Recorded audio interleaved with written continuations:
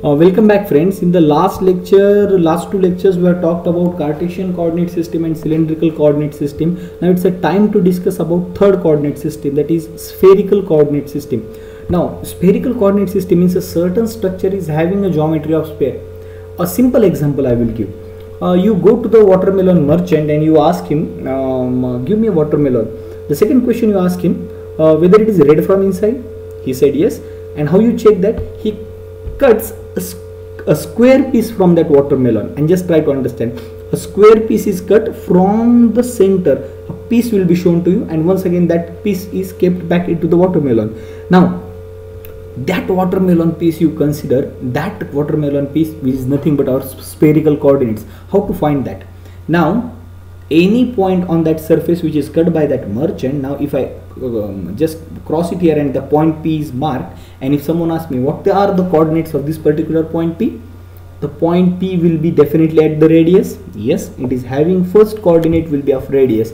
Now in order to avoid confusion between a radius of a cylinder and radius of the sphere, we are denoting radius of the sphere by small r and radius of the cylinder by rho.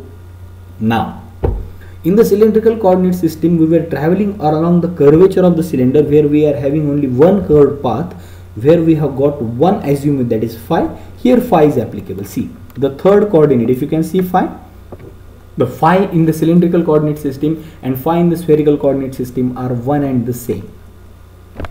Likewise z was the same for cylindrical coordinate system and Cartesian coordinate system. So see, so the watermelon piece which is cut by that merchant, now if you can see, it is having two curved surfaces, one from your horizontal side, one from your top side. If you just move your hand from top to bottom, one curved surface is visible, and if you move your hand from right to left, one curved surface is applicable. Now if there are two curved surfaces, there must be two angles. First angle is phi, I understood. So the phi is same as that of azimuth angle, and azimuth angle is measured from positive direction of x-axis. And now from the top surface, if you hold your watermelon, if you are observing it from the top side, then it is having another curved surface where we call this as theta. Theta is called co-latitude. Theta is called co-latitude, and this is another third coordinate, third coefficient of that particular point P. So r, theta and phi. Now one can ask me, what will be the limits? Limits of radius are already clear to you. What are the limits of radius? It will be 0 less than or equal to r less than or equal to infinity. The zero radius sphere means it is a dot. Zero radius cylinder means it is a line.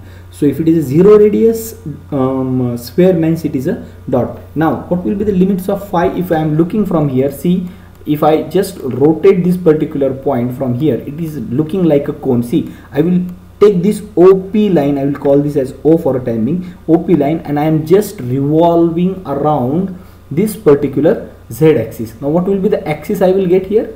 So the angle of theta will be pi from this side and pi from this side, because I am rotating along this z axis entirely. So the limits of theta will be, it is pi by 2 from this side and pi by 2 from this side. So the limits of theta will be from 0 to pi.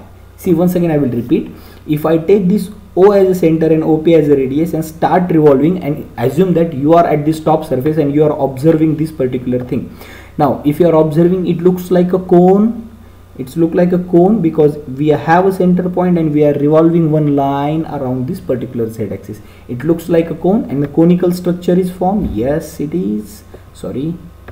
Yes, a conical structure is formed. If conical structure is formed, the maximum angle I can have pi by 2 from this side and pi by 2 from this side. So the limits of theta will be from 0 to 2 pi, and limits of phi, it was applicable in case of cylindrical coordinate system. Limits of phi will be from 0 to 2 pi. So it is an angle made with the positive direction of x-axis, and this is a theta is an angle made in the positive direction of z-axis.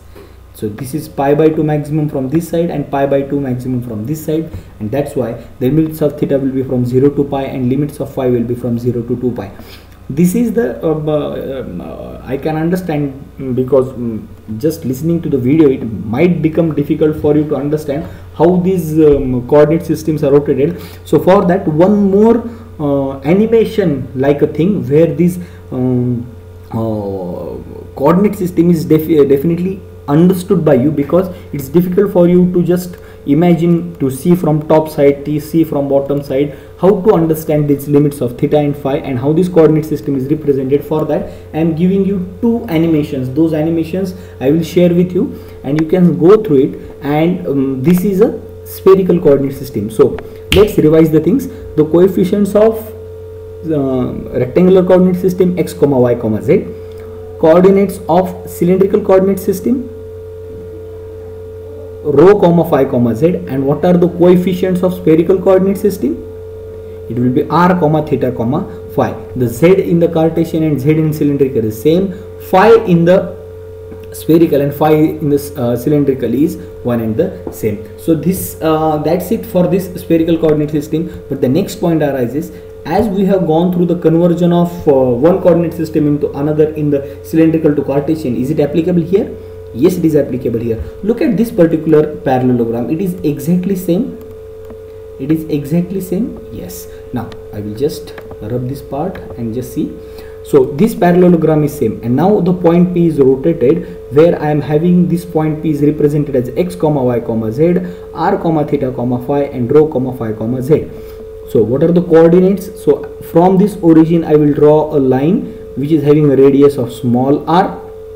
Perfectly okay. I know that y is equal to rho sin phi, x equal to rho cos phi. Now if I just denote this as theta, the opposite side will be sin theta. So it will be rho, because this is a thing, because this is having a radius of this rho, it is rho sin theta, rho equal to r sin theta. How we have got that?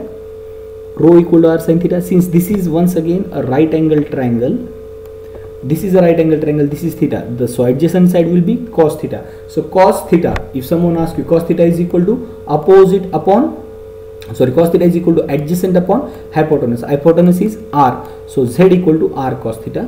And what is opposite side? Opposite side is sin theta, so sin theta is equal to rho upon r. So once again see, yes, opposite is equal to give me time, give me yes.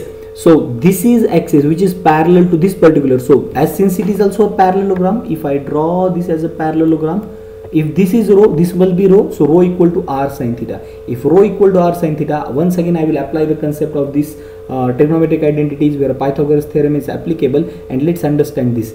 See, this is a Pythagoras theorem, so hypotenuse is equal to r cos theta, r square cos square theta plus r square sin square theta. So what will be r? R is equal to under root of x square plus y square plus z square. If you just apply these trigonometric identities, you will find small r in terms of Cartesian. So small r is equal to under root of x square plus y square plus z square. If you do remember, rho was equal to under root of x square plus y square. Now theta equal to, what is angle of theta? Tan inverse of under root of x square plus y square. Why x square plus y square? Because this is rho. This is exactly equal to rho. So if I find theta equal to opposite upon adjacent, so opposite is rho, adjacent is z, so rho by z, and rho can be represented as under root of x square plus y square, we already know, and phi equal to tan inverse of y by z, equally applicable. And now x equal to, what I can write? X equal to, see, x equal to r sin theta cos phi. Why it is r sin theta cos phi? Because it's already x is equal to rho cos phi is applicable, but rho equal to r sin theta, so it is x equal to r sin theta cos phi. Y equal to, y we already know, y equal to rho sin phi, but y is rho is represented as r sin theta, so y becomes r sin theta sin phi, and z equal to, what is z coefficient? It is r cos theta. So this is conversion of one coordinate system into another, where you will understand the conversion factor when it comes to solving some of the numericals of this coordinate system. These things becomes more and more clear to you. By that time you just try to draw this particular diagram, try to apply the concepts of your trigonometry, sin theta, cos theta, and then Pythagoras theorem, and you will get those conversion factor. So these two slides are very important, where we have converted one form into another. So it is conversion of xyz into rho phi z, and it is conversion of xyz into r theta phi. Okay, so this is important thing. So we'll stop at this particular point, and in the next lecture we will try to see some of the surfaces related to the coordinate system, and we'll see how different surfaces plays an important role, because line is a vector, surface is a vector, but volume is a scalar. These things we are going to see in the next lecture. So till then, we will stop right now at this particular point. Till then, stay home, stay safe, and keep learning. Thank you very much.